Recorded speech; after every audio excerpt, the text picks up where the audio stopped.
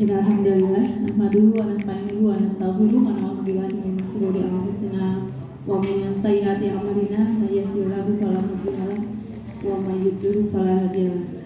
Asyhadu an la ilaha illallah wa asyhadu anna Muhammadan abduhu wa rasuluh la nabiyya ba'dahu. Kepada yang saya cintai segenap panitia ya, wabil khusus Ibu Amin ya, yang sudah mengundang saya untuk ada di tengah-tengah Bapak Ibu sekalian.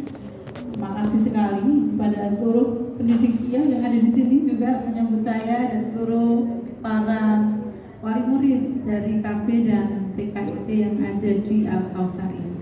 Ini Bapak, ini jenengan nggak apa-apa Pak? Sendiri berani ya Pak? Ada di sarang penyamur nih sampai siap ya Pak? Ini Bapak wali murid atau yayasan? Wali murid. Ini bener Pak? Oke, siap. Ini tepuk tangan tuh Bapak kita. Jenengan itu sama istri atau tidak? Bukan, kan tambah kendel ya. Istrinya mungkin tidak ada di sini. Tapi keren ya. Jarang loh. Kalau PAUD ada parenting, jarang sekali bapak-bapaknya itu mau. Jenengan maunya Pak datang Pak. Dikerjain dulu. Tapi benar, ini spesial. Semoga istiqomah ya Pak. Jangan kapok ya Pak. Kira-kira bulan depan kalau ada lagi sendirian seperti ini masih oke kan Pak? Oke ya. Jangan seperti suami saya. Usul maning-maning aku. Dewekan. Aduh, agak malu kalau suami saya ya. Lebih baik tidak jadi gitu daripada sendiri. Tapi nggak apa-apa Bapak, saya yakin Bapak istiqomah insya Allah ya untuk mengawal anak-anak kita. Nyatanya memang penting sekali. Maka judulnya adalah parenting penting. Sudah. Pokoknya penting betul? Penting. Ya pun. Semuanya boleh berdiri? Yuk berdiri yuk. Nah Pak berdiri juga Pak. Ini enggak? Biasanya enggak ya? Nyambung di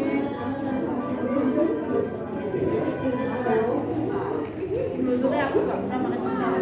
Tapi terdengar ya? Pakai ini oh iya.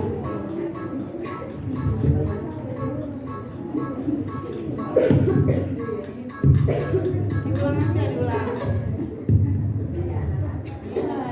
Ini kan parenting PAUD. Ya, operator saja ya, diulang yuk.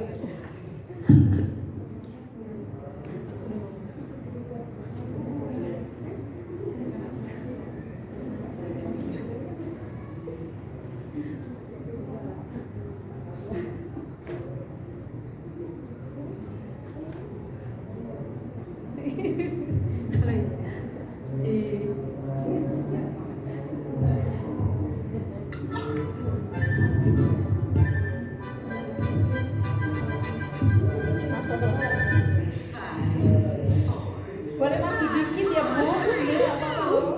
Nah, kayak mama tahu Pak. Jadi nggak perlu panjang-panjang, awal desakan nggak apa-apa. Ya betul. Panjangnya sakit. Tangannya.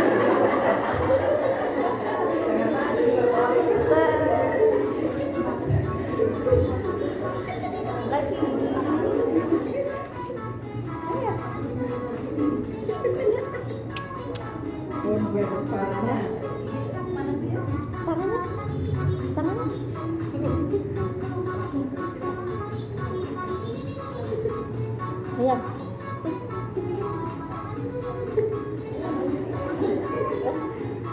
Terus.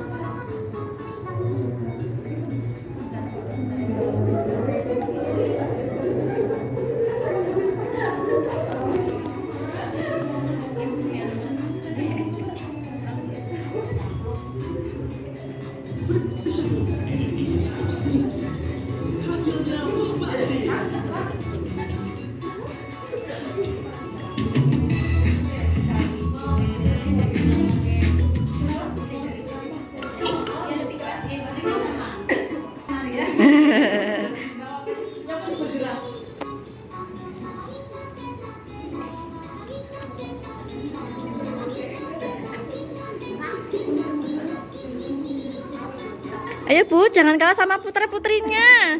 Putra-putrinya kalau tiap pagi loh Bu.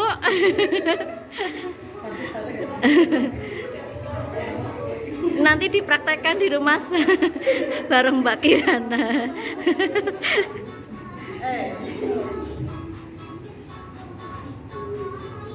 Nanti videonya tak tunjukin ke anak-anak ya Bu. Ayo Ibu Mas Lutfi.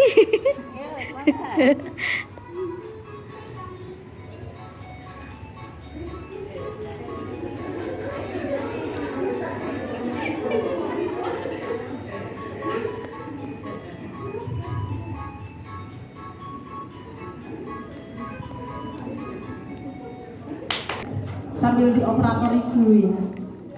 Soalnya nanti akan ada beberapa hal yang ingin saya sampaikan di hadapan Bapak Ibu sekalian.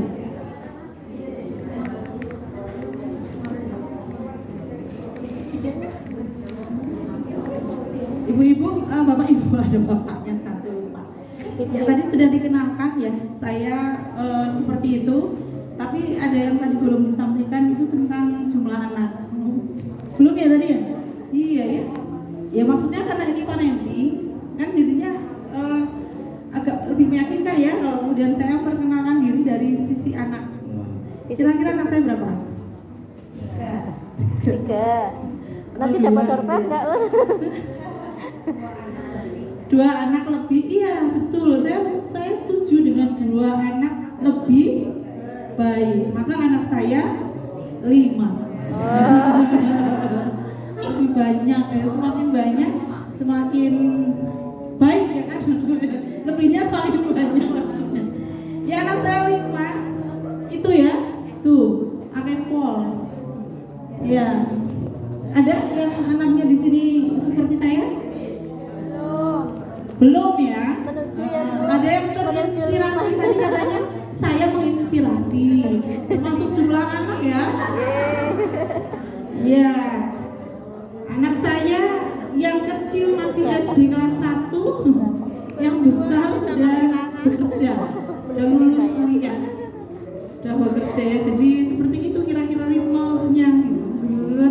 Banyak sekali. Dan itu yang membanggakan. Yang mungkin ya Bu Ami undang saya karena saya anaknya banyak. Jadi kalau mau bicara tentang orang tua ya saya sudah berpengalaman anaknya banyak sekali. Nah, Bapak Ibu kenapa? Pendidikan untuk kita, untuk orang tua sampai bapak mau loh sendirian di sini. Itu kok penting? Ini sepakat ya? Parenting penting sepakat? Sepakat. Kenapa sih? Kok penting? Nah, jadi ini maunya diundang ke sini. Kenapa? Kenapa Pak? Saking pentingnya sampai tidak bisa diuraikan dengan kata-kata. Kalau kita ditanya, sudah siap menjadi orang tua? Siap tidak siap itu dilakoni. Dulu soalnya siap dilamar ya Bu, siap bojo gitu ya. Nek dua anak lah ya kok kan suwe-suwene tuli padha ya pada bisa maksudnya orang bisa. Gitu ya. Kira-kira begitu. Ada sekolah orang tua? Ada. Tadi disebutkan saya itu salah satunya ketua LSM Harmoni. LSM saya pernah membuat sekolah orang tua. Tapi baru terus saya sibuk soalnya jilid saton karena setengah tahun waktu itu sampai kami mengadakan wisuda. Di pertemuannya 2 minggu sekali sampai akhir semester 6 bulan itu lulus. Jadi ada ilmu, ada kurikulumnya. Itu tahun 2010 pada saat saya awal mendirikan, belum sesibuk hari ini. Hari ini kok rasanya itu padahal hubungan nanti bikin sekolah orang tua. Karena dulu kita menjadi orang tua tidak belajar ya. Sudah banyak kita di antara para bapak ibu ini para orang tua sudah lulus sekolahnya sampai S1, S2, S3. Tapi di situ tidak ada materi tentang orang tua. Khusus gitu ya. Khusus ada jurusan gitu tentang orang tua tidak ada. Jadi kita itu perlu belajar menjadi orang tua. Apa kita cukup? Wis lah, cara mengajarku ke anak-anakku ya aku samakan saja seperti cara orang tuaku mengajar aku. Bisa begitu? Kenapa tidak bisa? Tuh, beda zaman. Berarti jangan anak-anak kita jadi orang tua juga harus belajar lagi. Jadi pendidikan untuk orang tua itu penting. Kenapa? Karena ini Bu,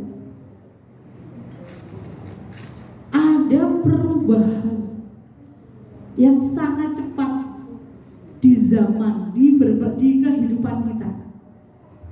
Ya kan, berarti sepakat nggak bisa pendidikan kita tahu. Misalnya saya lahir tahun 76 tadi ya, dididik orang tua saya pada saat itu tahun 80-an kira-kira, kemudian menggunakan apa yang sekarang saya gunakan, pola didik orang tua saya kepada saya ambil itu, kemudian saya gunakan untuk anak-anak saya. Tidak bisa. Kenapa? Karena setiap zaman itu selalu berubah, dan setiap tahap perubahan menimbulkan konsekuensi pergerakan terus gitu. Dan itu sebuah keniscayaan. Zaman bayangkan 5 tahun saja udah beda ya. HP ini 5 tahun yang lalu nggak ada, mungkin beda. Dulu hanya SMS, habis itu ada BBM, habis itu WA gitu ya. Nanti sebentar lagi beda lagi gitu. Ya karena zaman berubah, sehingga kita harus menyiapkan diri dengan perubahan zaman yang seperti itu. Maka kita harus menjadi orang tua yang siap dan sigap. Lihat ini,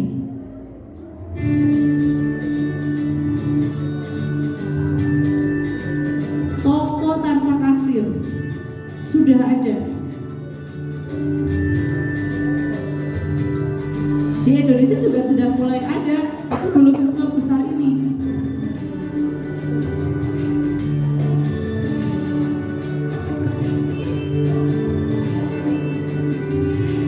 Tuh, cuma ngambil-ngambil.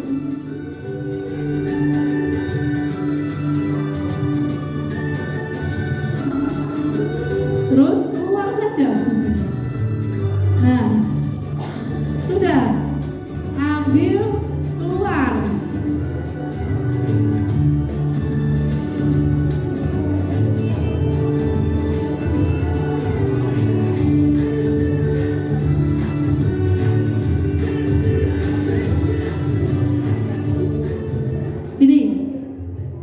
Ini sudah ada sekarang, sudah pernah lihat seperti itu. Oh tadi, tapi di Indonesia ada loh. Pernah di mana ya berarti ya? Yang itu ada makanan, lalu kemudian kita pencet, terus nanti masukkan di HP anakku, contohnya computing gitu, jatuhin gitu ya. Ya banyak di bandara banyak. Di bandara isinya biasanya orang-orang yang kadang tidak punya uang cash, kemudian pengen jajan. Itu seperti itu gitu. Ada modelnya begitu. Tapi ini di luar negeri sudah seperti itu. Berarti ada pekerjaan yang hilang. Pekerjaan apa? Kasir. Kalau misalnya kayak kita bayangin ya, Trio Mall, terus Rita, terus JB, bisa dibayangkan ada kasirnya. Berapa orang yang tidak punya pekerjaan? Banyak. Tapi ini tidak bisa dihindari dan tidak boleh disalah-salahkan. Nggak usah kayak gitu. Kenapa? Ngapain? Udah ya, kasihan. Orang-orang nanti pada tidak punya pekerjaan. Nggak bisa zaman itu disalahkan. Karena teknologi terus itu meningkat. Sehingga anak-anak kita itu kita harus siapkan. Kita sebagai orang tua benar-benar harus siap-siap menyiapkan anak-anak kita menghadapi zaman yang kita tidak tahu mereka itu akan nemu yang kayak apa. Sehingga tidak perlu lagi kita kemudian begini, hai nak, cita-citamu apa? Dokter ya, jangan-jangan besok dokter tidak dibutuhkan. Bisa Bu Ani? Mungkin saja. Soalnya gini, bayangin saking ya berdiri ya. Misalnya ada alat scan nih, scan besar, kemudian saya pusing, saya masuk ke lapak terus diteropong, terus langsung pusing malah penyakitnya keton, langsung muncul paracetamol, bayangnya paracetamol lebih akurat. Dokter menjadi tidak perlu. Kelihatannya begitu. Yang mesti akan perlu guru. Kalau guru nggak bisa diganti, harus manusia gitu. Nggak bisa guru diganti PMM gitu ya, atau apa, itu nggak bisa. Nah itu loh Bapak Ibu, zaman yang berubah inilah yang membuat kita harus menyiapkan mereka, menyiapkan anak-anak kita yang hidupnya nanti entah seperti apa yang akan mereka hadapi. Nah caranya gimana? Sebelum caranya bagaimana, sebenarnya Bapak Ibu berharap apa sih tentang anak-anak kita? Ada nggak yang mau menyampaikan harapannya tentang anak kita? Kepingin anak kita gimana sih? Halo? Kepingin apa Bu? Kepingin sukses. Oke. Sukses itu indikatornya apa? Maksudnya tanda-tanda anak sukses itu seperti apa? Bisa bertanggung jawab, bisa berani bertanggung jawab, cerdas. Cerdas itu berarti tidak ngomong nyambung kira-kira. Bisa menangkap. Nama malah berprestasi. Oke, berprestasi untuk anak seperti apa kira-kira? Juara siji. Tapi di KB dan TK nggak ada ranking. Kata Bu Aming itu semua berprestasi ya. Oke, berarti apa nih? Lagi mandiri. Duh, keren. Mandiri terus kreatif. Kreatif ini apa? Jenengan pun kreatif dari. Lah kok bisa-bisanya kok pengen anaknya kreatif? Jenengan becereng. Ya belajar.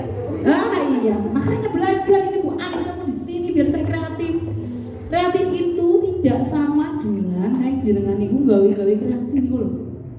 Gawe sulap, pita, gawe sedikit lagi musik, gawe parcel gitu ya. Tentang PKK itu lah nih kok. Bukan seperti itu saja. Tapi saya senang, kreatif betul. Kreatif itu artinya bisa berpikir di luar biasanya. Ini kreatif. Jadi bisa udah cara bahasa seni ini out of the box. Biasa nih wong lanang nyambut gawe, wong wadon masak. Iku biasa nih. Tapi seniki orang kudu masak. Berarti ibu kreatif. Grab food, sore gitu ya. Enggak apa-apa kalau ternyata itu lebih irit. Kenapa betul? Nah, saya nggak tahu itu, tergantung ya. Nah, maksudnya itu loh berpikir out of the box ini pula kreatif. Kita harus benar-benar nyiapin diri kita dan juga anak-anak untuk seperti itu, betul kreatif. Sehingga ketika coba ingat zaman COVID kemarin, banyak yang kena PHK Bapak Ibu.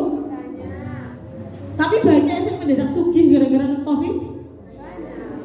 Heran saya tuh nih pelaku tuh sama suami tuh, lah kalau rumah makan kenapa tutup? Loh tapi kayaknya rumah makannya ngadeg, malah anyar, kemudian malah gede gitu, bakul gitu ya. Toko-toko ada yang mungkin tadinya tidak buka toko mas, jadi buka toko. Kenapa? Ya dia berpikir out of the box. Misalnya mungkin ya saya membayangkan, saya ingat itu ponakan saya buka waktu itu COVID. Dia tadinya jualan sepatu di mall, ditutup mallnya kan. Kemudian dia jualan apa? Minuman, delivery order dari rumah ke rumah, laris. Malah sekarang konternya di mana-mana. Malah sepatunya kalah sama yang keponakan saya ini bikin. Ini loh berpikir out of the box itu ketika ada tantangan kemudian rubah tantangan itu jadi sesuatu yang kemudian wow ini jadi peluang malah. Itu kreatif. Tapi keren, ibu-ibu sudah bapak ibu sudah berpikir itu ya. Jadi yang kita harapkan anak-anak tuh cerdas itu artinya tidak ngomongin nyambung dengan gitu ya. Kemudian kreatif, kemudian dia mampu di luar kebiasaannya, artinya semakin punya ide-ide banyak. Kemudian apa lagi? Kritis ya Bu, saya tambahin. Kritis niku dia gampang atau mudah menyelesaikan masalah. Jadi kalau ada masalah, dia tidak akan lari dari masalah, tapi akan menyelesaikan masalah. Niku tidak hanya untuk kita orang dewasa, justru kita latihkan juga untuk anak-anak kita. Itu beberapa hal ya yang kita coba harapkan dari anak-anak. Nah, ini saya lagi nanti banyak video yang akan saya sampaikan. Tapi gimana Bapak Ibu?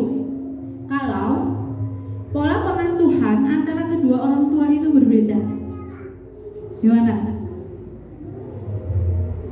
Bingung anaknya. Ada dua standar. Terjadikah? Terjadi? Banyak yang terjadi. Semoga tidak di Bapak Ibu. Caranya agar pola pengasuhan antara kedua orang tua itu bisa sama, caranya seperti apa? Komunikasi antara bapaknya, yes. Ini tapi bapak hanya Pak Sinta, Pak gimana Pak? Pak Fajar, hanya Pak Fajar saja yang hari ini hadir, bapak-bapaknya. Pak udah gitu Pak Fajar tidak dengan Fajar. Dengan ibu-ibu tidak dengan suaminya juga. Terus gimana dong biar pasangan kita masing-masing juga tahu tentang pola asuh ini yang seharusnya yang sama gitu tuh. Gimana caranya? Napa kesuh? Jangan sih mas, orang gelombangkan. Kudunya kita tuh harus sama gitu. Gak bisa ya, sama seperti saya. Suami saya itu kalau disuruh duduk kayak gini, duduk rapi, tenang, mendengarkan, paling bertahan 30 menit. Habis itu dia akan ke kamar mandi, habis itu dia akan ke parkiran. Dia lebih baik natan motor di parkiran daripada di sini. Katanya perutnya sakit, mendadak pusing aku banget kata dia, nggak tahu bawahnya aku pusing. Jadi dia sangat tidak cocok dengan yang namanya parenting seminar. Terus saya cuma heran kok biar bisa lulus ya mas sekolah, ya kan sekolah kan duduk kan terpaksa kan aku tetap sering ke kantin. Lah ya mau ngerti aku tukang bolos kata suami saya. Ya karena saya temannya SMP SMA, jadi ngerti memang dia suka bolos. Kok Bu Ani mau? Ya karena kadang-kadang cinta itu buta, itu padahal buta ini melihat. Maksudnya gini, ternyata kadang kita ya tidak perlu harus menyalahkan pasangan ketika misalnya seperti ini tidak bisa hadir berdua. Gak apa-apa, kita punya strategi. Strategi ini gimana? Tadi komunikasi. Berarti pripun jenengan waktu cerita. Ya, nanti strateginya masing-masing. Pak Fajar mungkin cerita kepada Bu Fajar, strateginya berbeda dengan ibu-ibu pada saat cerita kepada bapak-bapaknya. Ya bisa. Tapi tidak, kalau modelnya kayak suami saya nggak mungkin kemudian mas duduk dulu ya mas, aku mau cerita materi hari ini. Nggak bisa dia. Jadi yang bisa seperti apa? Ya masing-masing punya style. Kalau kayak suami saya itu, misalnya perjalanan, dia nyetir kan kalau nyetir kan nganggur, maksudnya nganggur. Nyetir maksudnya ini kan nganggur ya, nganggur pendengarannya nganggur, karena paling dengerin suara saya kan. Nah disitulah masuk. Atau kata Bu Aisyah Dahlan yang beberapa waktu lalu kami mengundang beliau, itu laki-laki. Kalau ini saya bisa laki-laki dulu ya Pak, karena bapak nanti harus itu bisa misalnya ngobrolnya lewat HP, lewat WA. Jadi laki-laki itu lebih fokus. Kita itu begini, saya lebih ke tadi materi apa ya. Jadi dia agak cocok juga ketika saya ikut kegiatan seperti ini, kemudian saya resume dikit-dikit di HP, sedikit-sedikit, gitu ya. Saya dapat materi misalnya, harapan terhadap anak satu kritis, itu saya tuliskan langsung di HP, di WA yang ke suami.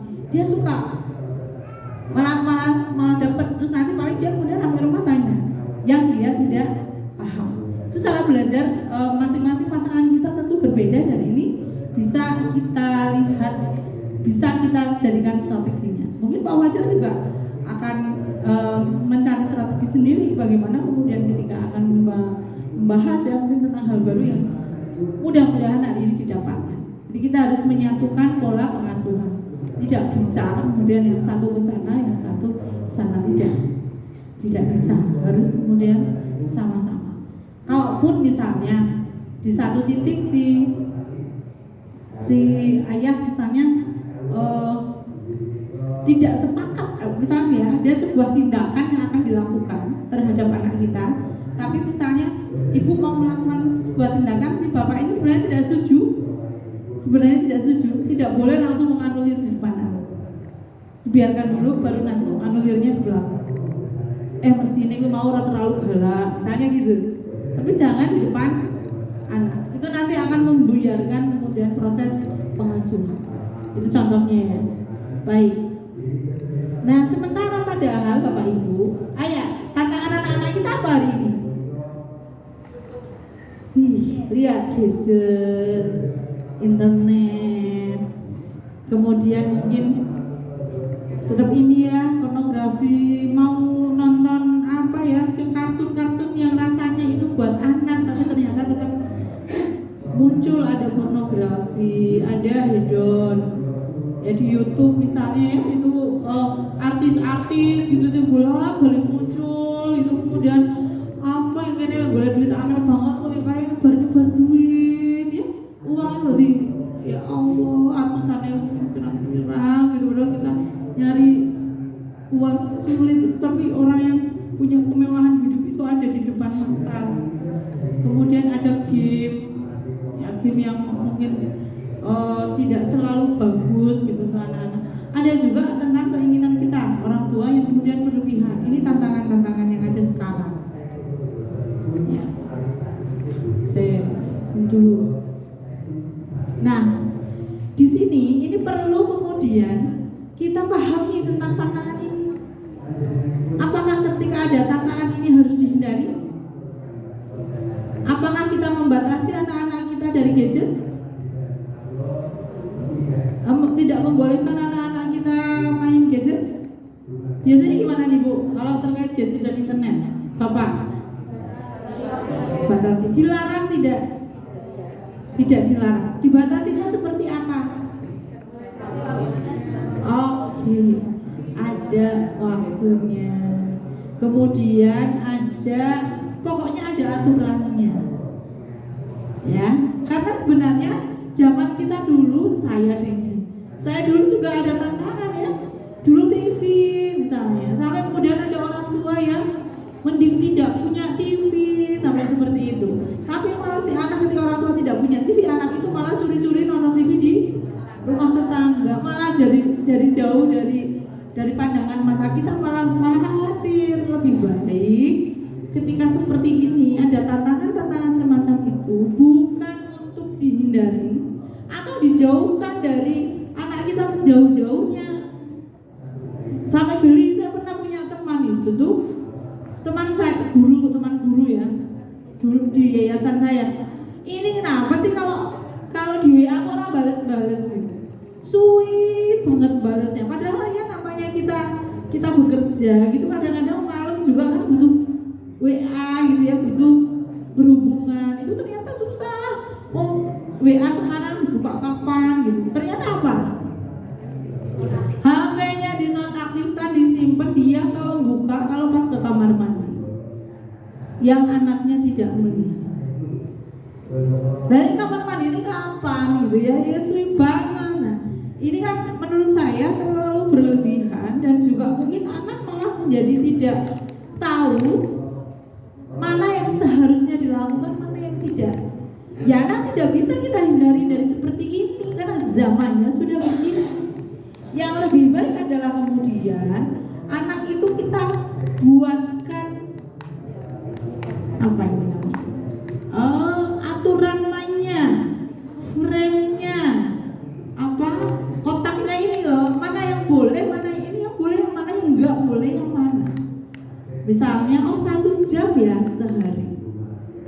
baik 1 jam itu berapa Mi? Satu nanti Umi kasih tahu, Mi aku nonton, aku baru nonton HP itu pasti akan. Nanti aku kalau selesai, aku mau yang setengah jam dulu ya, setengah jamnya nanti sore. Misalnya anak saya gitu, setengah, berarti boleh setengah jam sekarang, setengah jam nanti sore ya? Iya. Sampai mereka terus akhirnya mikir sendiri, kemudian dibatasi mana yang boleh dilihat, itu dicek. Misalnya YouTube hanya boleh YouTube Kids misalnya. Kemudian kalau game kita cek juga game apa. Dan ketika kita larang harus berikan penjelasan. Ini fix. Jangan anggap anak kita itu nggak mudeng. Kata siapa? Anak kita itu usia 0 sampai 6 tahun itu otaknya sedang berkembang bahkan 80%. 80% otak berkembang berat gitu tuh di usia PAUD, usia 0 sampai 6 tahun. Berarti dia lagi punya kecerdasan yang medeng-medeng ini loh. Mereka itu punya potensi, semua jenius, punya kecerdasan yang baik semuanya itu. Hanya memang kemudian kita sendiri yang kadang-kadang tidak percaya diri untuk ngobrol, bukan tidak percaya diri, tidak percaya anak ketika ngobrol.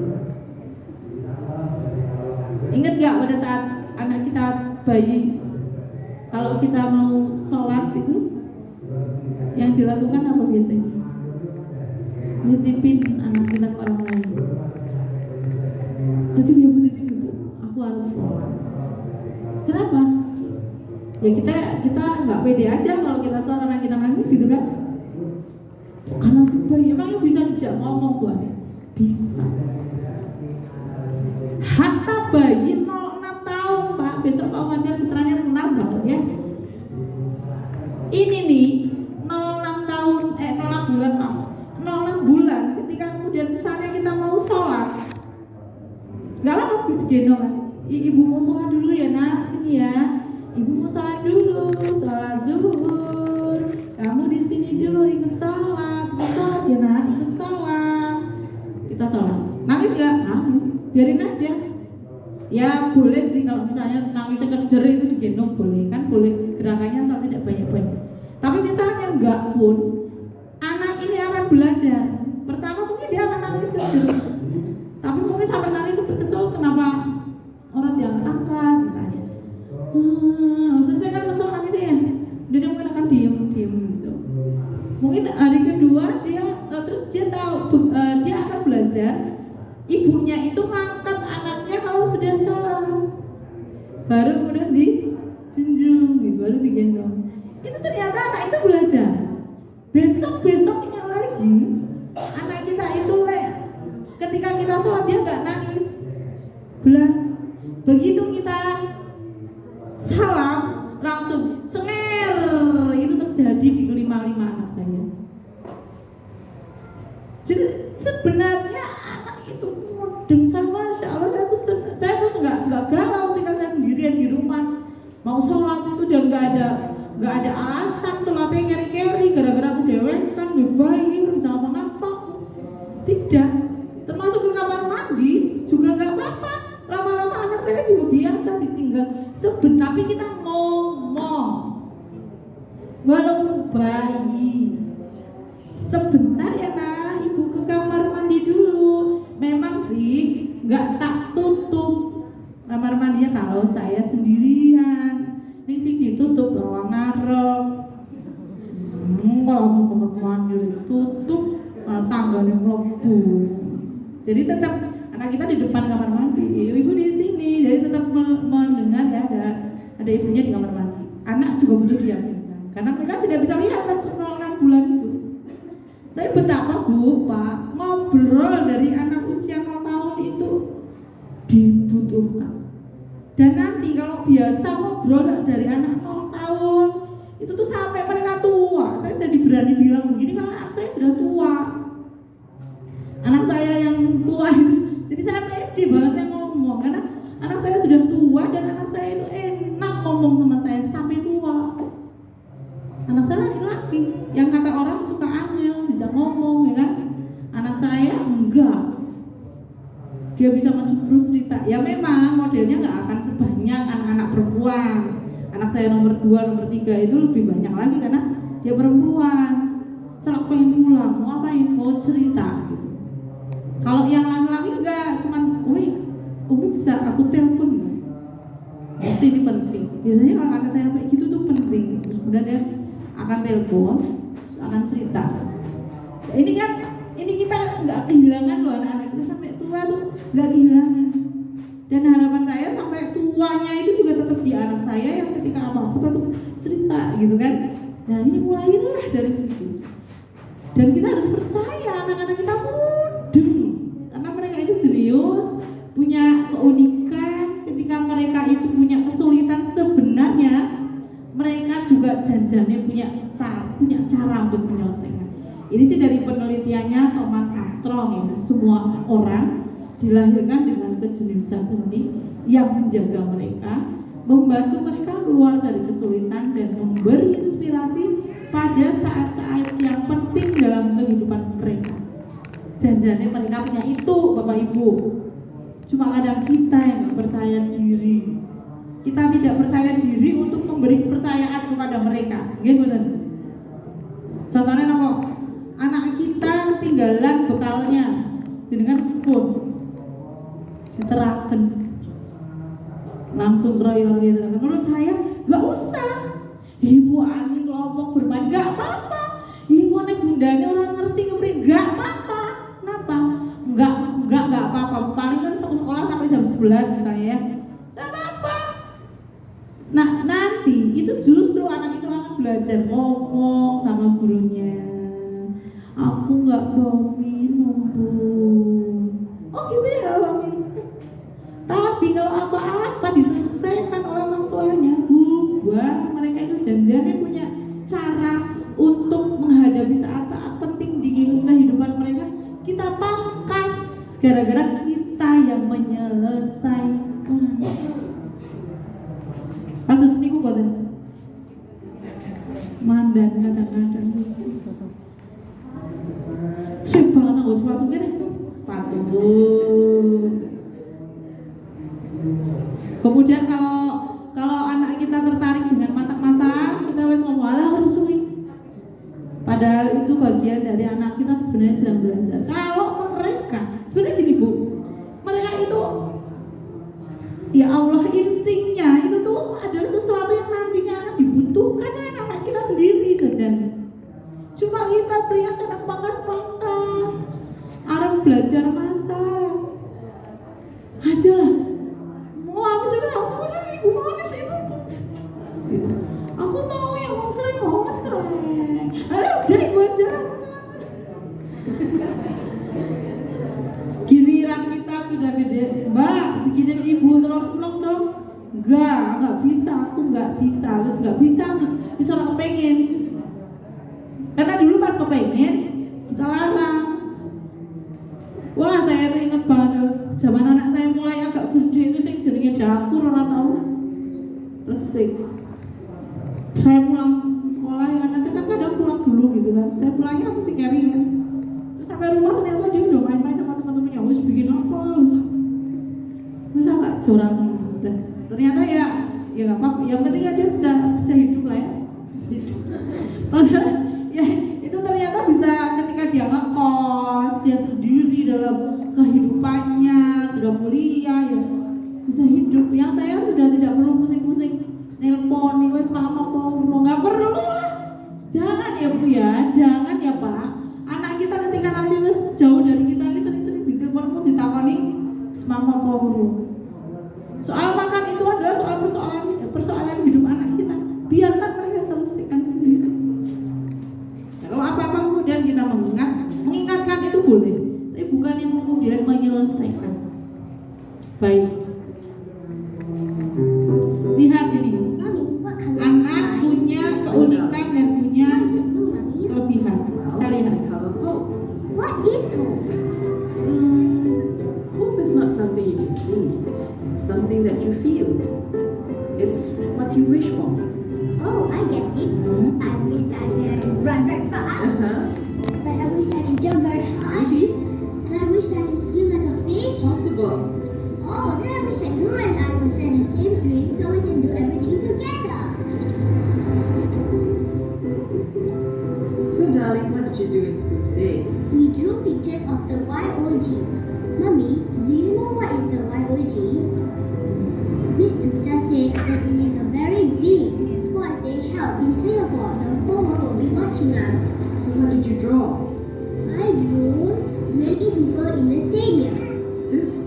pretty. Do you like it? Yes, and Miss Juwita gave me an A. Mommy, I would like to go and see the Youth Olympic Games. Sure. I'll take you there. But what do you want to do there? Like you always teach me, I can't see, but I can feel. I want to be there to feel all the hopes and dreams of everyone else. Sure. I'll take you there. Coba Bapak Ibu bisa ketangkap apa yang terjadi pada anak itu? Anak itu kenapa? Buta. Tidak bisa melihat. Anak itu ingin apa? Ingin ya ke sebuah, kalau di sini mungkin apa ya? PON, Pekan Olahraga Nasional ya. Ada ya ini mungkin ya kepengen nonton lomba-lomba begitu lah ya. Nah seperti itu. Ibunya gimana ibunya? Setuju, nggak apa-apa. Sebentar, saya tanya. Sebelum ibu-ibu lihat, bapak ibu lihat di endingnya, pas lihat anak itu di awal, itu kelihatan tidak kelemahan yang dia miliki? Tidak. Kok bisa ya? Dia berjalannya itu normal, ya. Tidak seperti kalau kita melihat orang buta yang kita sering lihat itu kan pakai tongkat, kayak ragu-ragu gitu ya. Lihat, si anak itu dia bahkan bisa judil-judil berjalannya sama seperti anak-anak lain. Padahal dia tidak pernah melihat anak lain judil-judil, tapi memang secara insting seorang anak itu bergerak itu tuh yang nggak kayak kita tenang gitu ya, bergerak itu mesti lebih gitu ya, karena memang anak itu lagi fisik motoriknya itu memang sedang berkembangnya. Tapi kemudian kenapa kok bisa begitu? Apa yang telah diterima oleh anak itu kira-kira Bapak Ibu? Ibunya itu ngapain sih kok bisa-bisanya si anak yang buta itu tuh ternyata punya kelebihan.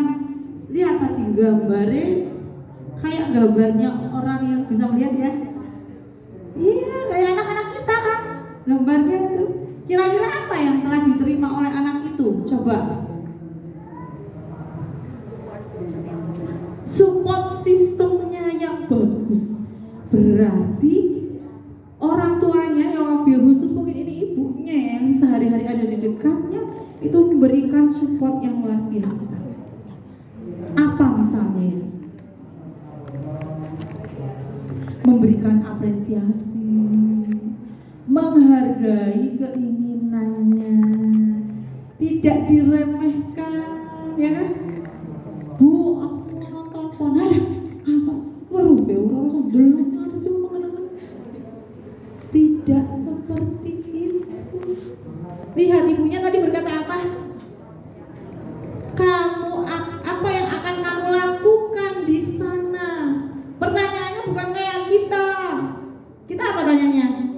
Alamat dengan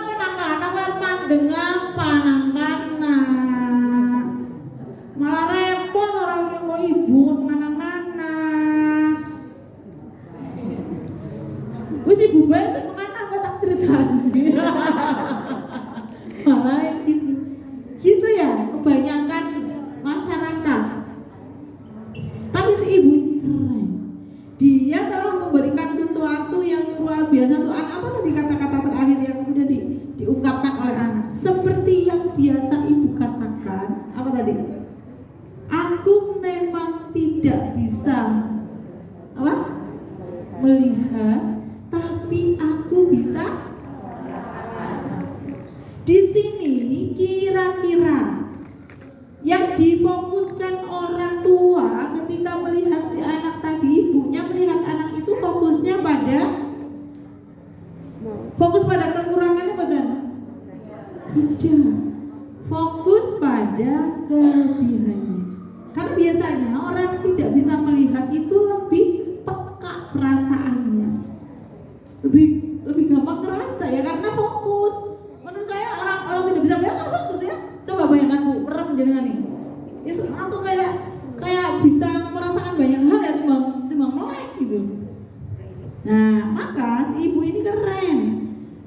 melihat anaknya itu benar-benar dengan sudut pandang positif.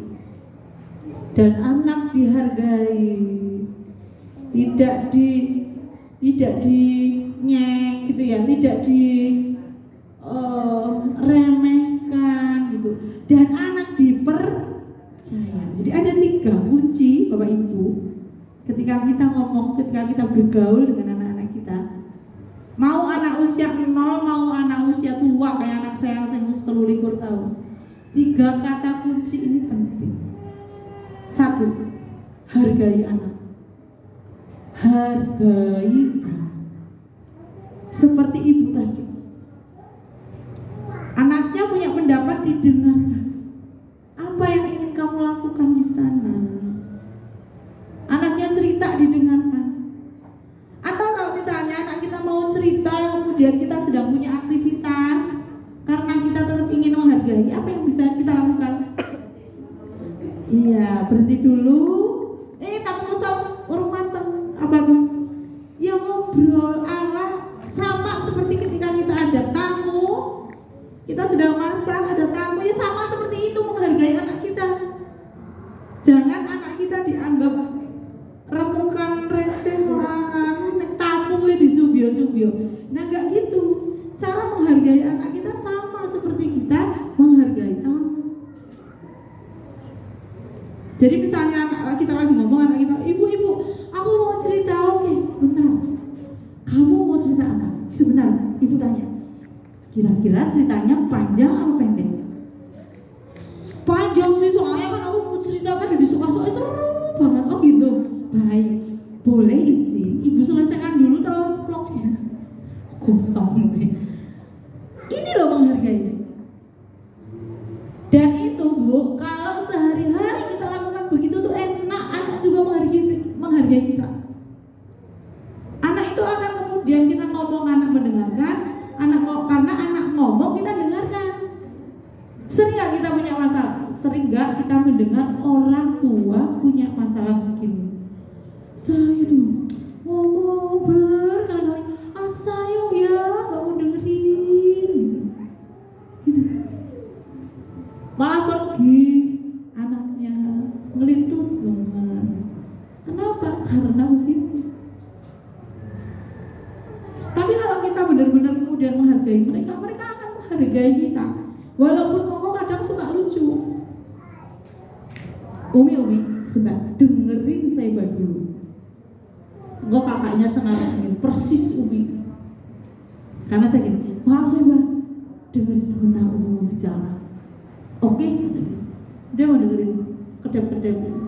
Karena ketika dia ngomong, kemarin itu pernah lucu. Anak saya kan main di luar, main di Dundalan, ikut sama yang ngomong. Kalau yang ngomong pulang, itu suka ikut. Main dulu di sana, baru maghrib, habis maghrib pulang. Jadi sholat maghrib karena dekat masjid, jadi dia mau ke masjid sekalian habis maghrib. Biasanya kalau mau ya pulang sama bapaknya, pulang dari masjid itu sekalian. Kalau enggak, pokoknya kalau misalnya masih kepingin makan bareng-bareng temennya di sana, ya makan dulu tempatnya yang mau itu baru pulang. Nah pada saat pulang itu tuh tahu-tahu dia mukanya agak bete gitu, terus lari-lari terus peluk saya. Kenapa? Terus dia agak bete tapi agak senyum, saya bukan mukanya aneh gitu ya. Kenapa dok? Saya itu kesel kenapa?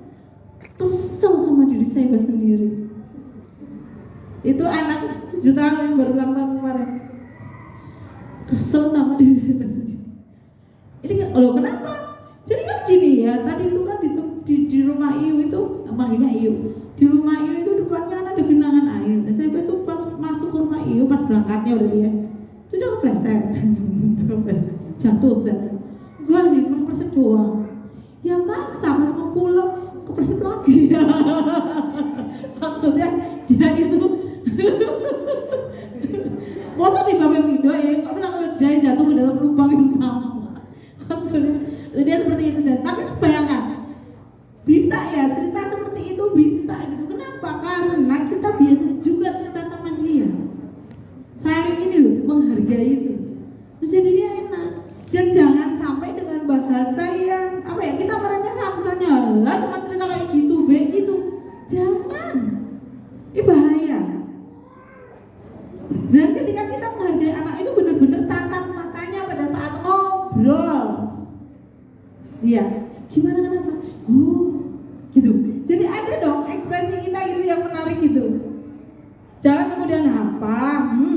cerita apa kalau disabi. Jangan. Terus kemudian kita boleh respon, malah penting respon. Oh, terus tunjukkan antusiasme ketika anak kita cerita. Termasuk bapak-bapak juga. Walaupun bapak-bapak tidak banyak ngomong ya, nggak kayak kita ibu-ibu. Tapi mendengarkan anak cerita itu tetap bisa merespon, malah asik. Kadang-kadang itu mungkin karena bapak itu responnya tidak kebanyakan, malah anak-anak kayak lebih senang cerita sama bapaknya. Soalnya kalau kayak mungkin cerita ke saya, misalnya komentatornya kebanyakan, misalnya gitu ya. Yang enggak, jadi kan ada yang misalnya kayak anak saya laki-laki, kalau misalnya soal kendaraan, trouble motornya ya, itu ceritanya sama bapaknya. Soalnya pada baik kalau saya langsung ya. Soalnya kalau soal pertemanan dan terusnya dosen gitu, itu nanti ceritanya sama saya. Seperti itu. Tapi hargai.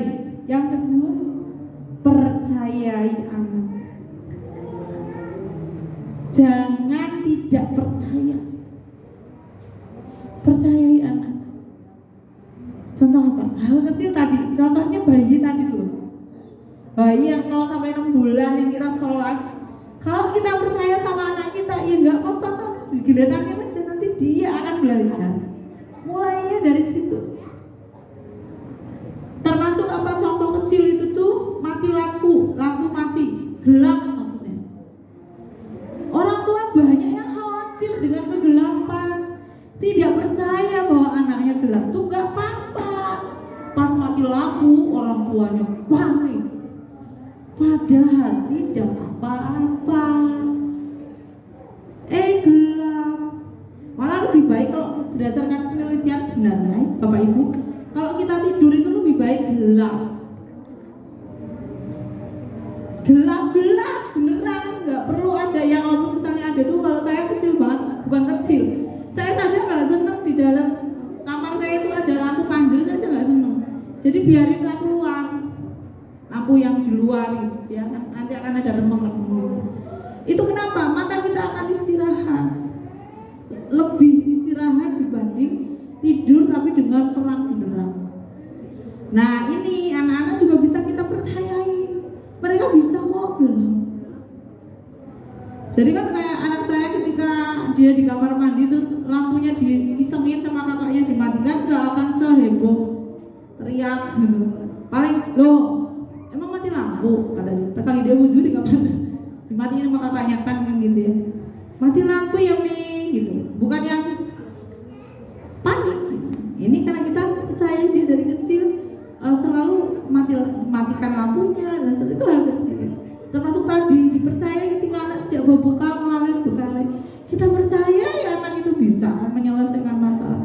Paling misalnya kalau untuk menenangkan kita boleh ngomong sama gurunya, ngomong, Bun, hari ini minumnya ketinggalan anak saya, cukup Bunda tahu saja, gurunya, jangan diapa-apain.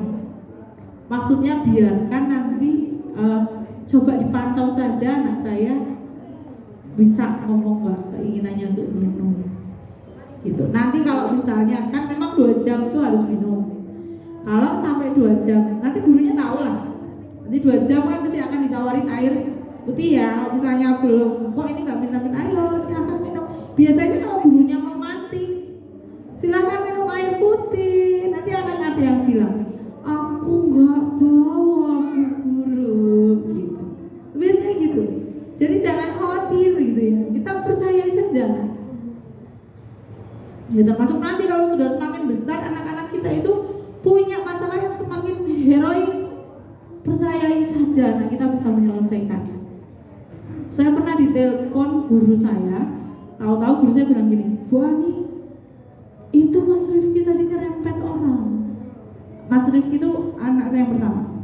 Waktu di Kebumen, dia nganter adiknya yang kecil bawa mobil, terus saya nyerempet orang, terus sedang rembukan. Oh, saya tanya, di mana? Ya, di perempatan MTS 2. Berarti sudah hampir mau sampai rumah saya Cendrawasih. Saya cuma di perempatan MTS 2 yang jalan Cendrawasih itu. Rumah saya 200 meter tekan gitu ya. ada motor yang keserempet, lalu motor itu jatuh, lalu anak saya ya berurusan lah ya sama yang ditabrak itu diserempet. Oh gitu ya. Terus itu posisi saya sedang OTW keluar kota. Saya wis ning dalan wis metekan gombong. Tapi ya baik, terima kasih ya Pak ininya bisa infonya. Tak, dan ini anak saya di grup keluarga nggak ngomong apa-apa. Ini telepon saya juga enggak, jadi buat saya ki aman apa enggak ya? Saya antara khawatir ya, pengennya tetap kudune percaya saja ya, tapi kan tetap namanya ibu khawatir. Saya telepon suami saya. Saya telepon suami saya tanya, Mas, saya tanya info, saya bilang info tadi. Terus saya Rivi telepon Mas apa enggak? Saya tanya, ora loh. Nah suami saya bilang memang modelnya tuh tegelan gitu. Serap apa paling rampung. Makanya ini dipercayailah si anak itu sampai kemudian dia pulang. Lalu saya tanya di grup keluarga, Mas, tadi kok ada yang lihat kamu berhenti di perempatan MTS 2? Terus dia ketawa-ketawa, WK. Iya emang aku tadi terempat orang, udah selesai. Udah maksudnya. Nah ini loh Bu, kita biasakan percaya anak dari kecil gitu, percaya dia menyelesaikan, dia tuh gak akan gampang dikit-dikit telepon kita, ini gimana Bu gitu ya, dikit-dikit akan gitu loh, nanti dia itu akan hidup tidak dengan kita. Kalau kita mudah percaya mereka kayak gitu tuh, itu anak saya emang sering tukang ketinggalan tuh yang Mas Rifki itu, dia kan sekolah MTS 1 dulu, sering banget udah kan nggak ada makan siang kan di sana, udah sering ketinggalan bekal makannya, tak biarin aja ya, udah ya, biarin aja, udah lapar. Pernah sampai sore nggak bawa uang saku ya, nggak makan sampai sore, ini nggak apa-apa, itu bagian dari menguatkan ketangguhannya dan kita percaya dia tidak apa, dan nyatanya seperti itu. Nah ini kita latihkan. Terakhir itu jangan buat stres anak. Yang ketiga, jangan buat stres anak.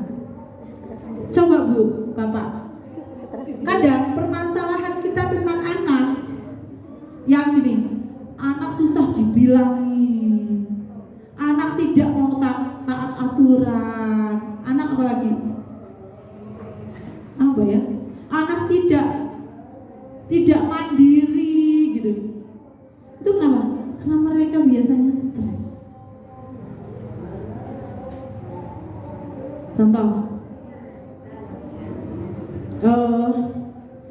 contohnya itu kan jenengan itu kalau melakukan sesuatu atas inisiatif sendiri atau melakukan sesuatu dengan diperintah, enak yang mana?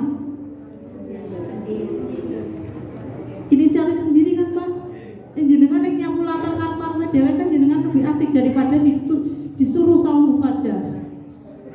Pak, latarnya disapu ya Pak. Rasanya sebel banget ya.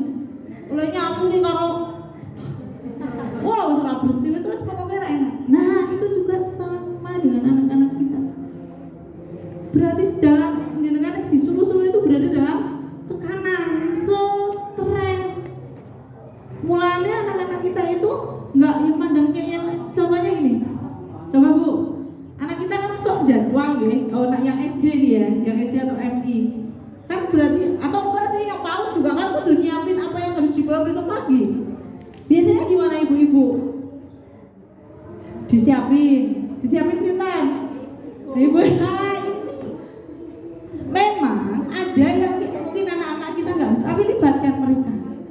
Dan ini di sini mulai melatih mereka tidak stres, mereka dipercaya, mereka dihargai mulai dari situ. Misalnya, Mbak, kamu besok mau bawa minum ya? Coba tempat minumnya mau yang mana? Kamu isi sendiri ya, gitu. Mulai dari situ. Nanti dia pilih yang mana, bukan udah kita siapkan ini di bawah. Wis kayak gue digawa. Pesu kita. Wis disiapkan Mas, kenapa ketinggalan? Kamu itu loh, cepat tinggal bawa saja ya Allah, bocahnya. Besok lalet mandi. Tapi kalau kemudian kita itu biarkan mereka terlibat, nanti kemudian mereka akan belajar kok menyiapkan. Saya tuh pernah punya saudara dicurhati saudara saya yang dia itu sangat capek, punya anak 3 laki-laki. Rumahnya jauh, terus waktu itu ke Kebumen. Dia habis dari Kebumen, dia mau umroh. Dia curhatnya gini, ya Allah, manggil saya boleh ya, rasanya aku tuh kesel banget. Ini aku tuh nyiapin koper 5 untuk berangkat ke Kebumen dan nyiapkan koper 5 untuk berangkat umroh. Kok 5? Saya temen, saya tanya. Ya kan anak aku 3, suamiku 1 sama aku. Anaknya segede banget. Udah SMA sama kuliah mau umroh yang nyiapin ibunya. Ya aku bantu panjang kesel banget. Apa mending jenengan ya mbak? Pintuhan ya gue bandingin saya 7, dia 5, capeknya itu apalagi 7. Jenengan kira kan lunga-lunga ya tambah stres ya. Padahal saya juga stres sama sekali. Besok kita pergi 3 hari ke Solo. Oke, bajunya berapa Umi? 5. Oh ya, nyiapin sendiri sudah siap semua, masing-masing punya tas sendiri. Nah ketinggalan pasti bunga. Ya aku gak bawa kacamata renang, gak kamu. Jadi saya hobi traveling kan orang kesel itu. Mereka nyiapin sendiri. Nah kenapa mau nyiapin sendiri? Karena nggak stres itu. Kayak mau pelesir itu kan nyiapin nggak stres. Nah pada saat anak-anak mau sekolah dibikin tidak stres. Kamu apa? Ngobrol enak. Jadi coba cek ya, ketika anak-anak kita mandang gimana itu coba mungkin stres. Stresnya mungkin gara-gara kita dikokot, diarahkan, ditekan-tekan. Kamu udah belajar belum? Ayo kamu tuh hafalannya gimana yuk? Nanti kalau ditanya sama ustazah gimana? Ayo, coba anak kita mau nggak sih hafalan disuruh sama orang tuanya? Orang tanggung mesti. Tapi lagi dolanan dia metu dewe, gitu ya? Iya, karena pas metu sendiri itu nggak stres. Pokoknya itu persis harus dengan di kongkong-kongkong itu jadi bubul deh. Gitu ya. Baik. Nah, ibu-ibu, kita jadi penting untuk berperan dalam keluarga di anak-anak kita walaupun dengan putrane punteng KBTKIT Al-Kausar. Tapi niku janjane kurang 20% tok yang bisa diserap anak-anak. 20% niku lingkungan, jenengan niku 60%. Jadi nek enten napa-napa wong bocah dhewe iki aja nyelakaken guru. Mung 20. Nah, apa sih anakku baru di sekolah malah dadi ngamukan gitu. Itu belum tentu sekolah, belum tentu gara-gara sekolah. Ya sekolah itu hanya mitra dari para orang tua untuk mendidik anak-anak kita. Peran lebih banyak itu di keluarga. Di sekolah itu udah bagus banget ya, anak-anak misalnya dikenalkan tentang sholat. Ya bagaimana kemudian di rumah itu dilanjutkan. Mumpung anak usia dini, anak itu harus gurune pol gurune superior semua. Kata guru, kata ustazah, kata bunda, pokoknya ya. Nah tapi kalau itu kemudian sudah berjalan di rumah tidak dilanjutkan, maka ya tidak akan kemudian itu melekat. Sekalipun melanjutkannya, memerintahkan anak untuk sholat, gitu ya, tetap diingat yang tadi itu, hargai, percayai, jangan dibuat stres. Jadi kalau kita ingin anak-anak kita itu terbiasa sholat, jangan bikin mereka stres. Biasanya jangan maksa-maksa nih, jadi stres. Ayo sholat. Awas bener-bener sholat. Ibu niku boleh mukul, tambah stres nih. Terus caranya gimana? Dialog, diskusi. Tahu nggak anak saya sih carry itu. Dari bayi nggak pernah pakai jilbab. Dari bayi cengar lahir orang gelap jilbaban. Saya gumun. Kenapa? Anak saya perempuan 3. Tadi di foto kan anak saya nggak pakai jilbab kan, kecil gitu. Itu tuh lahir kan langsung masuk inkubator, anak 7 bulan. Itu kan mesti habis setiap pagi kan dimandiin terus dikasih ketu ya. Itu mesti diusung copot, jadi dia sangat risih kepalanya itu disenggol sesuatu.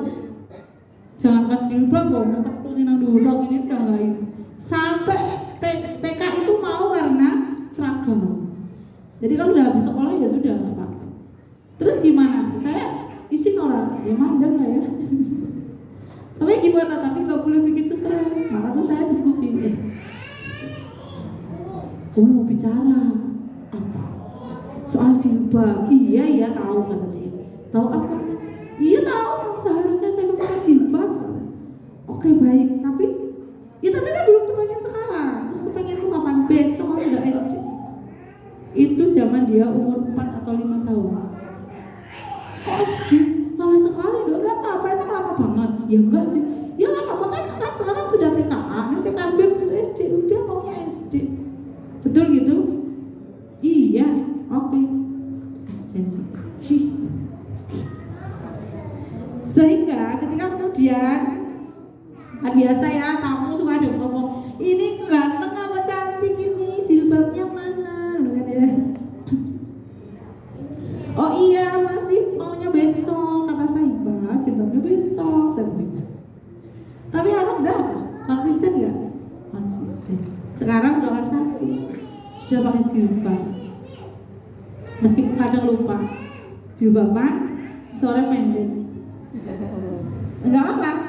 Itu masih pendek. Pokoknya jangan bikin stres. Kita negur-negurnya tuh pakai teguran bahagia dan pakai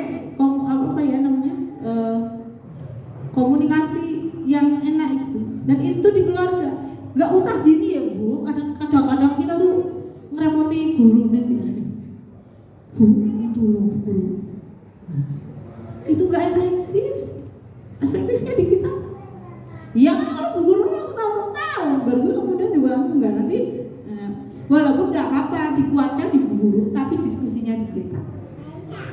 Jadi kita bisa bilang ibu guru, jadi saya itu insya Allah besok kalau sudah kelas 1 sudah berjanji sama Umi mau pakai jilbab bu guru. Oke, barangkali besok bu guru mau lihat kelas 1-nya Mbak Saibah kayak gitu aja.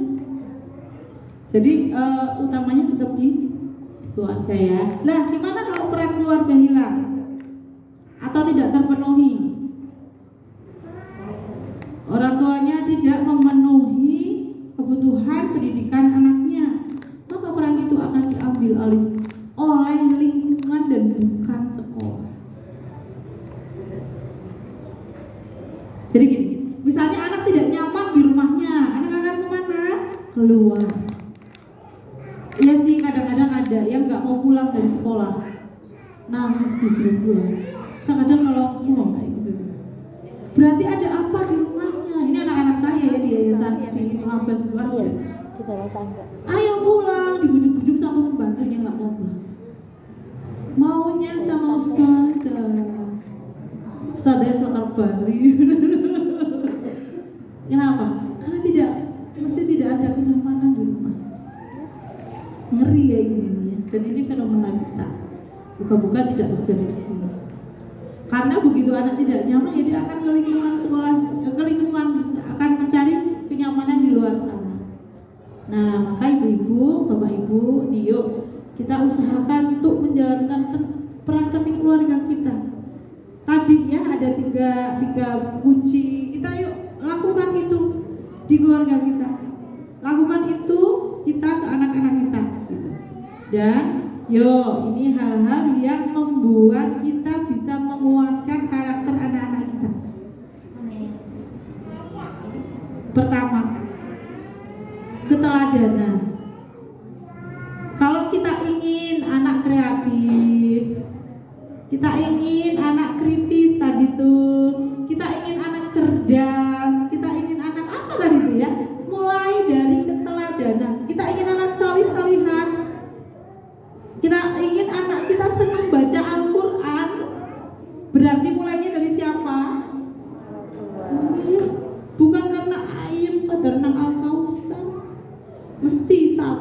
gitu. Kita kemudian melepaskan diri, nggak bisa. Ini harus fix ada keteladanan.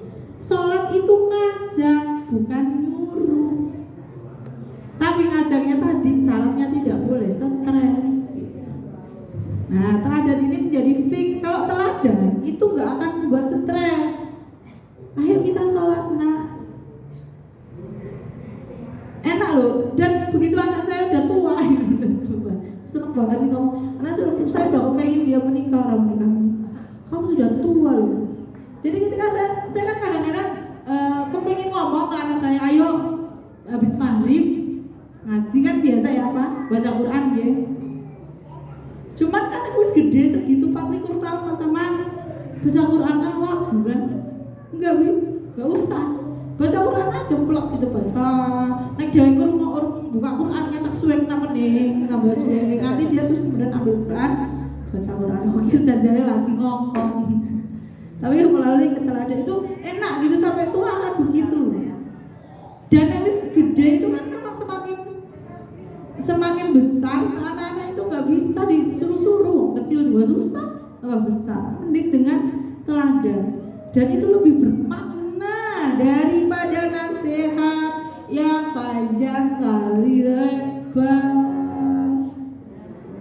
Ujung-ujung anak kita di depan mata nih mas, tolong ya mas, habis maghrib itu ya ngaji mas, fadilahnya itu ya nanti kalau di alam kubur tuh yuk nanu dawane pol orang belum teladan.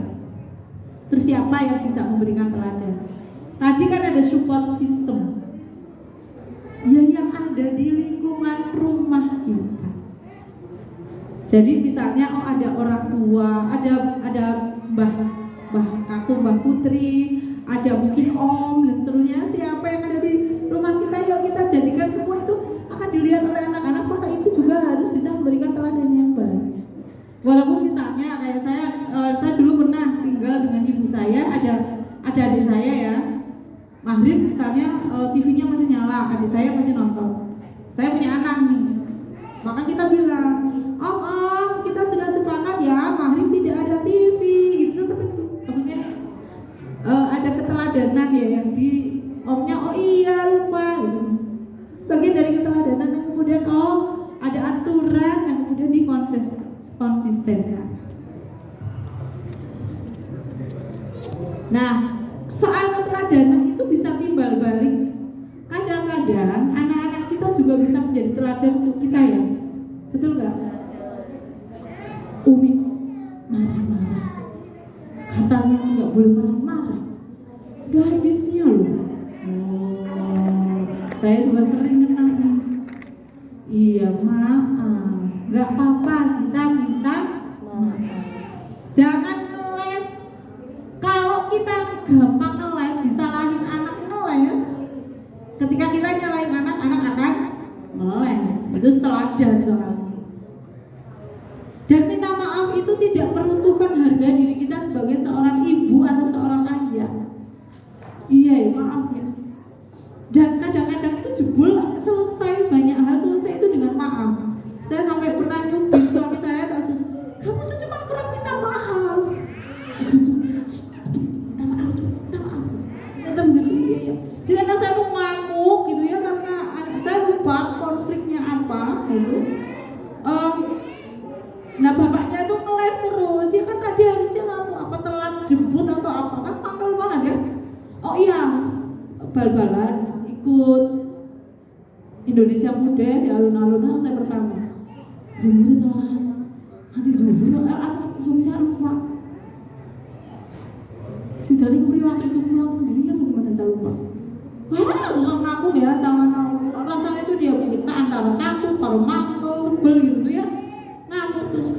Tadi kan aku soalnya tadi Abi lupa soalnya bapaknya tuh kebanyakan ngeles. Saya cepat tak cuy. Iya ya mas, maaf ya. Selesai wis rampung. Iya. Langsung SD ya. Lalu Indonesia Muda alun-alun orang telepon di saat itu ya. Nah ternyata ada kayak gitu selesai dengan yang sama kan, kita juga naik jandannya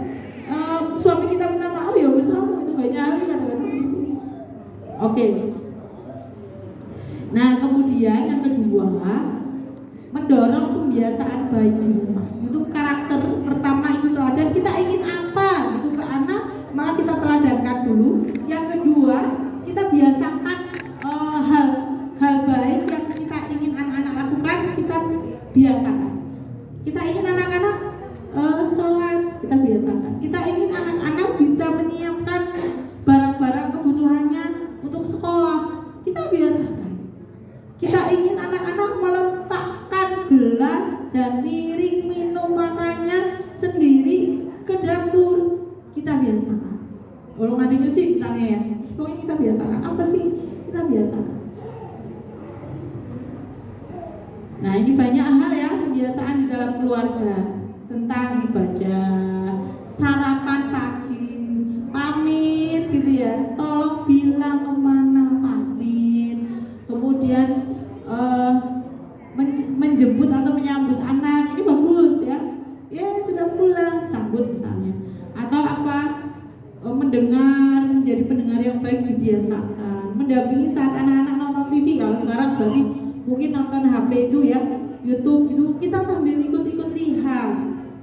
Pada saat membiasakan hidup bersih ya, sikat gigi ya. Biasanya kalau sikat gigi sebelum tidur itu kan bebel ya, ngantuk gitu. Oke, yuk bareng tas. Umi sikat gigi, kamu sikat gigi bareng. Walaupun sekarang dia curang. Kalau anak saya terakhir sikat giginya taruh di wastafel depan, di wastafel di ruang makan. Jadi dia punya sikat gigi 2, kamar mandi. Dia, aku boleh sikat gigi lagi buat di wastafel. Besok kalau malam-malam nggak perlu ke kamar mandi. Ya ada kalau kamu isi kamu sikat gigi malam.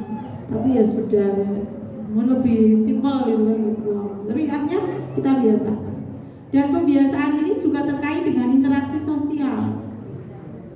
Ya, pada saat kita kemudian berinteraksi dengan orang lain, itu juga penting dibiasakan yang baik. Halo? Hai. Halo, hai. Ayo, fokus. Hai, halo. Nah, gini maksud saya. Ibu-ibu seperti hari ini nih ya, ibu-ibu ada dengan saya di sini bawa putranya. Ini ada interaksi sosial. Ini harus yang pas biar bisa, yang baik, yang bisa dijadikan teladan. Jangan sampai terjadi seperti ini.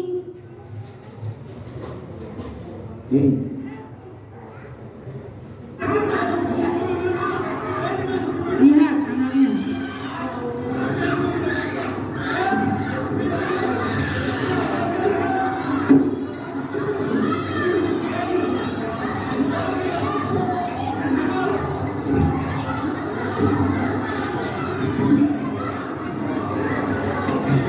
Nggak boleh ya, Mbak, kayak gitu. Orang dewasa juga tidak boleh berkelahi. Berkelahi itu juga hal yang tidak baik. Bapak-bapak berkelahi. Aneh banget, coba. Ini anak-anak jadi bingung. Kata bapaknya nggak boleh berkelahi. Kok bapak-bapak berkelahi? Nah, ini maksudnya contoh interaksi sosial kita. Hati-hati.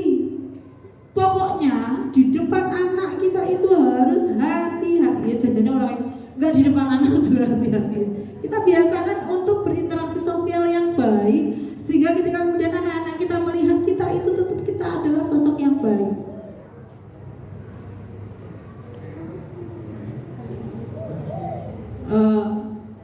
Saya pernah kemana? Ke Krakal.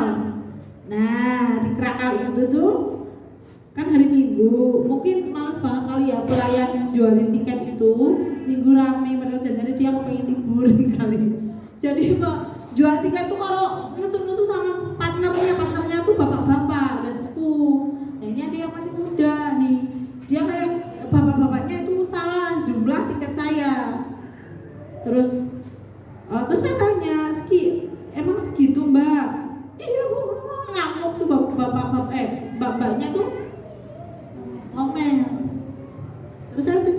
senyum, mama saya bilang, Mbak senyum dulu kayak gitu. Terus anak saya kaget, oh itu banyak lagi marah. Tapi menurut saya itu saya juga mau suatu saat anak saya juga kritis terhadap itu gitu loh. Maksudnya untuk bisa berani memberikan pengaruh baik maksudnya. Kadang-kadang kan dikasari atau melihat orang diperlakukan kasar kita nggak berani berbuat gitu ya kan suka gitu kan ya, maksudnya kita suka melihatnya kan batu dulu sapu gitu kan, tapi enggak, ini mbak senyum dulu mbak, kalau melayani harus dengan senyuman daripada ada yang video tak gituin. Kan sini kan usum viral-viral, maksudnya itu interaksi sosial ya, kita benar-benar kemudian coba selalu jaga diri untuk menjalin interaksi sosial yang baik yang itu akan dilihat oleh anak-anak kita dan ditiru pastinya. Lalu pembiasaan ini juga terkait dengan memupuk rasa tanggung jawab dan kemandirian anak. Ini yang tadi sudah banyak saya contohkan. Jadi gimana? Anak-anak itu kan harus kita siapkan untuk punya rasa tanggung jawab. Termasuk kita siapkan mereka untuk mandiri. Coba kita cek. Melatih anak mandiri. Untuk anak usia dini ini sebenarnya bisa begini Bu. Bisa membawa barang sendiri, belajar. Jadi bukan apa-apa dibawakan. Berarti gimana? Berarti tasnya ya sesuai dengan kemampuan dia, jangan terlalu berat. Kemudian latih juga untuk membereskan perlengkapan sekolah sendiri. Maka kalau bapak ibu jemput anak-anak, gak usah ikut masuk kelas. Biarin saja, itu urusan ketinggalan ya biarin, itu urusannya anak.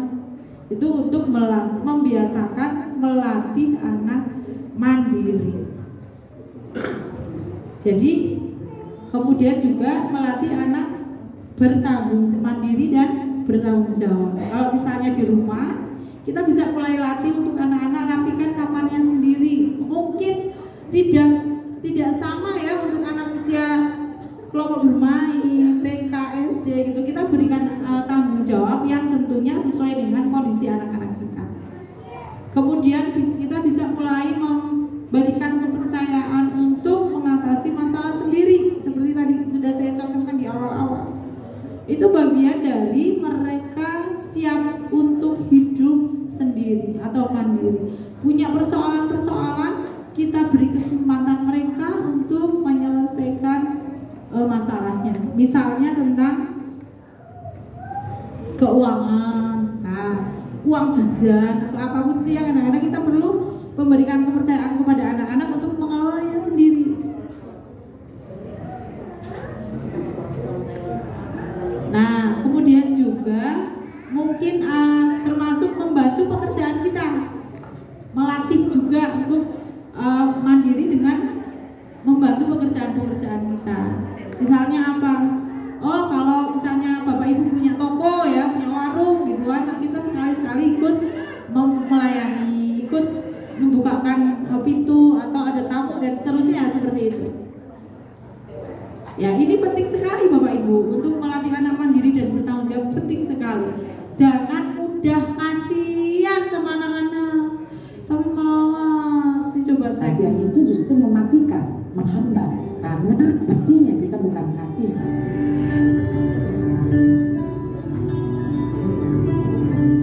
Kesulitan sesuai dengan porsinya, artinya sesuai dengan kondisi masing-masing. Jadi kalau dia sakit-sakitan, tentu ada batasnya. Mana batas maksimalnya yang dia bisa hadapi, batas maksimal yang dia bisa tanggung. Karena orang tua itu selalu berpikirnya kasihan, dan justru kasihan itu bukan kasih yang sesungguhnya. Kasihan itu justru mematikan, menghambat, karena mestinya kita bukan kasihan, bukan pity. Compassion boleh, belas kasihan, tapi bukan kasihan. Jangan mempermudah apa yang memang si anak harus hadapi. Jadi ya normal-normal aja, dia harus bawa tas, jangan dibawain. Jadi ketika ketinggalan barang, jangan dibawakan ke sekolah. Kan semua ada konsekuensi ya, yang mengikuti nantinya kan. Ketika dia ketinggalan barang, Ketika dia ketinggalan botol minum, apa yang harus dia lakukan? Dia harus cari tahu, dia harus berjuang, mungkin minta teman, misalnya gitu ya. Bagaimana dia mesti ngomong, aduh hari ini nih aku ketinggalan nih botol minum, boleh nggak kasih aku gitu ya. Apapun itu dia harus hadapi. Ya, kali dia lebih hati-hati, dia lebih berpikir, lebih mempersiapkan dan cari solusi. Nah itu, hati-hati dengan kasihan. Ya, karena kasihan ini justru nanti ngeri ya. Kasihan itu mematikan. Dan mulainya dari kawan dari sekarang, anak-anak kita ini gitu ya. Yuk kita mulai latih dengan itu. Mana beban-beban yang sudah mulai kita latihkan untuk diambil oleh anak-anak kita. Baik, itu ya, semoga jelas. Lalu jangan lupa juga ada pembiasaan terkait literasi. Nah, ini Bapak Ibu yang kadang suka resah tentang anak-anak kita yang kudune lulus TK iso calistung. Begitu? Pengennya gitu kan? Halo? Pengennya lulus TK bisa baca kan? Iya. Iya. Dan ini baik, maksudnya keinginan yang baik.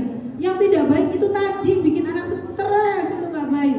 Gimana caranya anak-anak bisa calistung tidak stres? Nah ini paling penting. Kalau kemudian dengan gagak meleskan, didrill, anak disuruh duduk rapi baca, ini juga akan membuat mereka stres. Nah terus gimana? Dengan kebiasaan literasi. Ini mereka itu belajar baca loh. Anak saya yang sekarang tua itu dulu mau lulus TK kurang 2 bulan belum tahu huruf. Serius. Jadi bulan Maret itu tuh Juni lulus TK, Maret belum tahu huruf. Yang resah itu gurunya. Ya saya mandang itu anak pertama ya, tapi saya sudah tahu ilmunya sebenarnya. Cuma kan belum tahu implementasinya ya. Waktu itu kan nambah dua anak dia satu-satunya itu ya. Jadi ini gimana? Gurunya ada bilang, Bu Ani, itu Mas Rifki belum tahu huruf. Masa ya ngajinya itu qiraatnya jilid 1 halaman 1. Baba, benar tapi sih dipandang dhuwur. Karena dia dengerin teman-temannya. Jilid 1 halaman 1 terus. Ya meletek, berarti saya bilang gitu aja, belum meletek. Artinya belum penasaran, belum tahu, belum ingin tahu gitu. Ternyata dia itu ketika sudah ingin sendiri, itu di ujung Maret kalau nggak salah, waktu itu saya ada seminar mengundang narasumber dari Jogja. Saya antar pulang, waktu itu kan belum ada travel atau apa ya, saya antar pulang, saya bawa Rifki itu. Nah di jalan itu tiba-tiba dia udah mulai nanya-nanya huruf di jalan tuh. Ini pembiasaan literasi Bu. Umi itu huruf apa? J. Itu hurufnya apa saja? J, A, K, A, N, T, A. Misalnya Tokola ya, nama Tokola, nama di jalan main sepanjang Kebumen Jogja. Pulangnya begitu fix, dia nggak tidur. Antar kan saya balik. Itu fix nggak tidur, tanya huruf. Habis itu paginya jilidnya geser ke halaman 2. Nggak ada hubungannya sama huruf hijaiyah, tapi ada hubungannya dengan minat. Dia sudah mulai berminat dengan aksara, dengan simbol-simbol. Begitu sudah berminat, munculnya dari dirinya sendiri. Cepet tempo, nggak ada setengah bulan sudah Abendino geser, tahu-tahu jilid 1 selesai. Kata gurunya, ini kok bisa jilid 1 selesai? Diapain Bu Ani? Dilesin dia? Enggak. Kenapa? Pembiasaan literasi. Tapi jangan dipaksa. Tuh lihat huruf apa tuh? Sampai mereka memang nanya sendiri. Jangan resah Bu. Anak itu ada tahapannya dan mereka itu janjinya cepat kalau sudah berminat. Jangan mau sih gara-gara kesusu maksa-maksa malah nanti 4 tahun dia orang bisa nyantol. Termasuk ngajar ngaji nih Bu Guru. Ngajar ngaji biarkan anak dengan kerelaan hati. bawa buku sendiri, buka sendiri dengan kerelaan hati, cepat. Ini pembiasaan literasi di rumah. Halo, di rumah pastikan punya buku. Nek boten duwe hampir sekolah. Halah, tumbas sampeyan duwe ya. Buku apa sih? Buku cerita lah, buku apa yang mulai ada buku di pojok-pojok itu letakkan buku. Kalau mau pinjam di tempat saya buku akan full dari anak pertama sampai anak kelima. Sampai hari ini suami saya itu masih sering beli buku. Maksudnya kan bukunya sakit tinggalan karane gitu ya. Ini tetap belikan. Kenapa? Karena penting gitu tuh ya. Literasi itu penting dan dibiasakan dengan adanya buku, membacakan buku cerita. Mulai kapan kita membacakan buku cerita? Mulai dari 0 bulan bahkan. Wah, mulai dari sekecil-kecilnya. Ya nih, mengembangkan literasi atau biar anak-anak kita mudeng calistung itu bisa dibiasakan dengan cara-cara seperti ini Bapak Ibu. Sekarang Bapaknya sudah keluar. Ajak anak bercakap-cakap ya. Berkata-kata dengan SPOK. Kamu kenapa? Oh, kamu mau minum gitu ya. Maksudnya begitu ya, ngobrolnya yang terstruktur itu untuk pengembangan literasi. Bercerita kepada anak atau anak bercerita dengan kita, mendorong mereka untuk memberikan pendapat. Kalau menurutku gimana ya Mbak? Besok kita enaknya gimana ya? Itu Mbak. Biasakan kita bertanya kepada mereka dan minta pendapat mereka. Berikan kesempatan mereka untuk gambar nulis, gitu ya. Kita boleh sediakan kertas-kertas kosong ya atau buku. Itu bagus untuk mereka coret-coret. Tahu-tahu mereka akan ini kayak huruf ya, ini huruf apa? Jadi jangan disuruh-suruh didikte ampun, dengan kesel bocah kesel. Nggak usah, sediakan saja. Kemudian bisa memberikan apresiasi dan seterusnya. Nah, ini lihat ada anak bayi dibacakan buku cerita sama bapaknya. You're surprised. You should get it.